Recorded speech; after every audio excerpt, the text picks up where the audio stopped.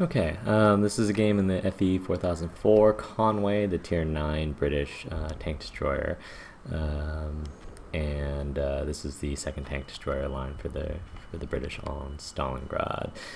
So one of the things that I wanted to point out in this particular video is that I get asked a lot on how I would play second line tank destroyers, particularly things like the Conway or things that are a little bit more fragile. And really my answer is always that you always want to be active, you always want to have your gun as active as possible. So you generally want to push with your more aggressive tanks as you can, rather than sitting back and be passive, particularly with the way that the TD meta is right now, where TDs aren't totally, they're not nearly as powerful as they were, 3 to 6 months ago or whatever it was. So I'm going to start heading off to the east here. So when you look at our initial dispersion, you'll see that we sent a lot of our mediums to the west on Stalingrad. That's not necessarily a very good thing unless they can get around on the flanks of things. And that's mostly because there's these long alleyways over here where you end up peeking and poking against their heavies if they send their heavies over there. And the other interesting thing is that you'll notice that we're actually sending most of our heavies to the east here, which is another thing for these mediums to consider. If you don't have that armor with you, maybe you shouldn't be out there. The east side is a little bit more open, and I think is easier to play for a flanking play style. So I'm going to start heading out there. I accidentally start heading up through this alley because I wasn't paying attention or something. Typically, if you're in a fast tank, like a light tank or even a fast medium, you can go up through here and then curl out through the G line. And what that allows you to do is allows you to spot guys that are doing the same thing on the other side, because that'll give your team an idea of what's heading out right here. But if you're in a slower tank, you don't want to do that, because you'll really expose yourself to direct fire and also to artillery fire as well.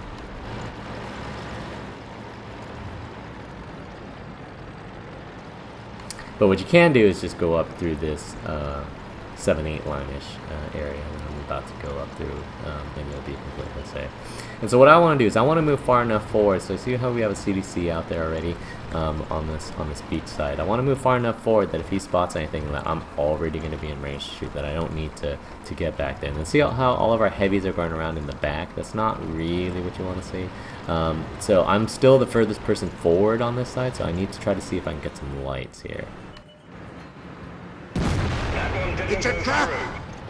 So we see a couple 8s down there. Our IS-6 went out to the 0 line, which I don't think is necessarily that useful, but it's okay. Our guys are pushing up a little bit on this west side, but we'll see what comes of that, because we still don't know what they have, right? We've only seen 4 tanks on this side and 3 tanks on the other side, so we don't know where everybody is still. So I'm waiting for our heavies to move up a little bit on this side.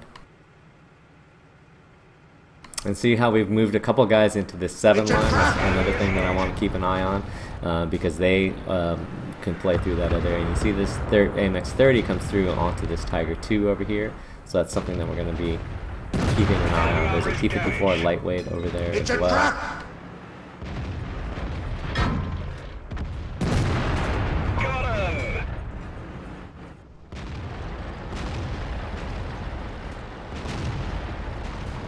And unfortunately, the Tiger 2 moves someplace where they're 1390. You can clip out on them, which is not so good. But I want to try to make sure that our T-54 lightweight is able to beat this AMX-30. And then, we're sort of pushing into this bad situation right here where they're getting basically encapsulated. They pushed themselves into that. It wasn't like the enemy moved forward and caught them. Our team pushed forward into those numbers. And on the same token, we need to start clearing this out. We've got way too much weight over here to not have this cleared out.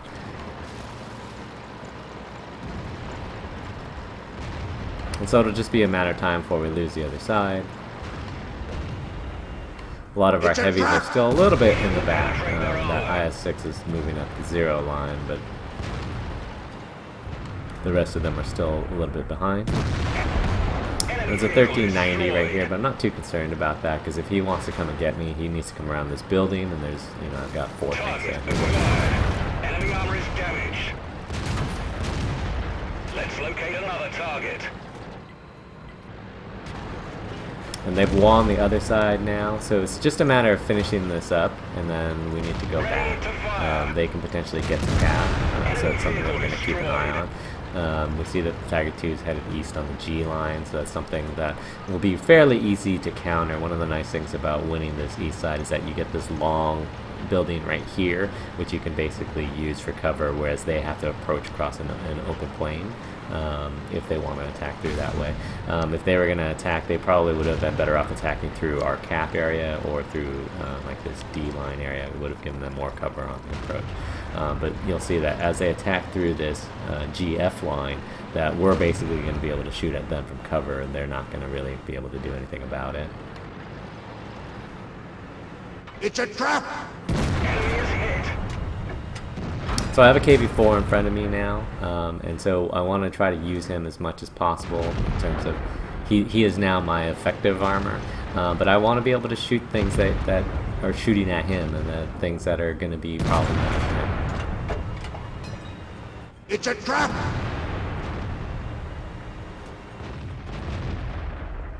They're also pushing some guys across on this E line over here. That IS-6 is backing off. I don't think he's going to come back. They're 4502A, and they have some other guys over here. So they moved up to this side of that building, which is good. But we got some free damage on them on the way in, on that Tiger 1? Tiger 2. One of the Tigers. It's a trap! And then now it's just a matter of straight bullying. I want to get this guy off this corner because he's the guy that's providing them most, that's preventing our guys from pushing around on our E line. Our heavies are a little bit passive. And then it's just a matter of pretty much cleaning up from there.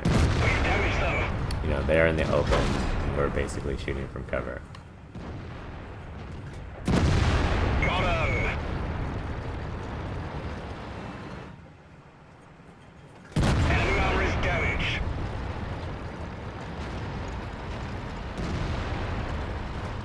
And then it's just cleanup time.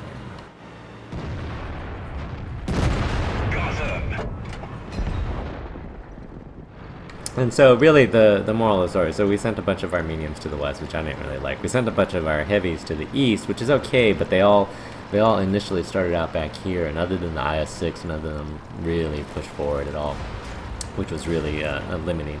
But our mediums were far enough forward that they could get lights, and the important thing is that from our perspective, we were always able to more or less keep our gun in action either on this side, shooting through the 8 line, or coming into this 7 line. And then once we cleared off this east side, it was relatively easy to come into this sort of E7, F7 area. And because they were trying to push east through the middle, we basically were able to camp on the west side over here and catch them as they came in, and that allowed us to get a lot of damage. And then it's just simply, you know, pushing across the edge that you think is going to be easiest. In this case, it was this north edge here with that 4502A, and then that's it. It's just wipe it up. So that's how I think you should play support tanks in general, and not necessarily tank destroyers or squishy tank destroyers, but you know, always be someplace where your gun can be active. Always be, you know, with your heavies or with your frontline guys, where anything that's shooting at them, you can make them pay for it, and don't be sitting in the back waiting for things to develop for that to happen. And so if we look at the stats,